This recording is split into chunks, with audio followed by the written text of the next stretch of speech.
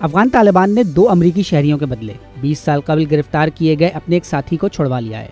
दोनों तरफ से कैदियों की रिहाई के इस मुआहदे में सालिसी का किरदार कतरी हुकूमत ने अदा किया। खान मोहम्मद, जिनको 2 दिहाइयों कबल मशरकी अफगान सूबे नगरहार से गिरफ्तार किया गया था, कैलिफोर्निया की जेल में सजा काट रहे थे।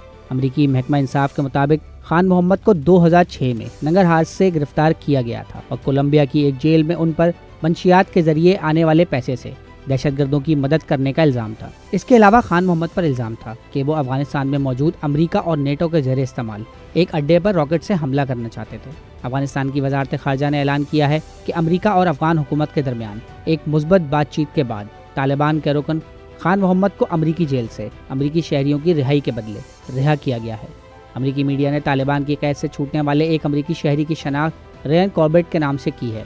कॉर्बेट 2021 में अमरीकी हुकूमत के इनखला के वक्त अफगानिस्तान में ही थे और 2022 में उनको उस वक्त गिरफ्तार किया गया जब वो एक बिजनेस ट्रिप के लिए अफगानिस्तान गए थे। कॉर्बेट की बेगम एना ने डोनाल्ड ट्रंप से उनकी रिहाइशगाह पर मुलाकात भी की थी, जहां ट्रंप की जो बाइडन से इस मामले को लेकर बातचीत हुई थी।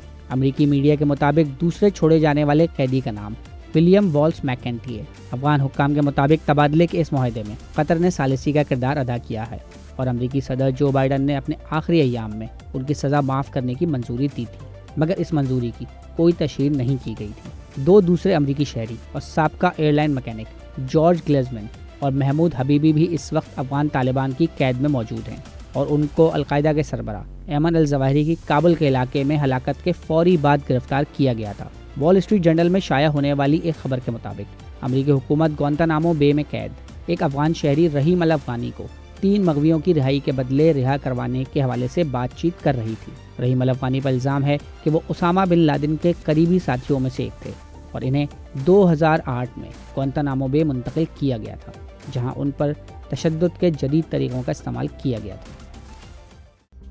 मज़ीद न्यूज़ अपडेट्स और डिजिटल स्टोरीज के लिए सब्सक्राइब करें डॉन न्यूज़ पाकिस्तान।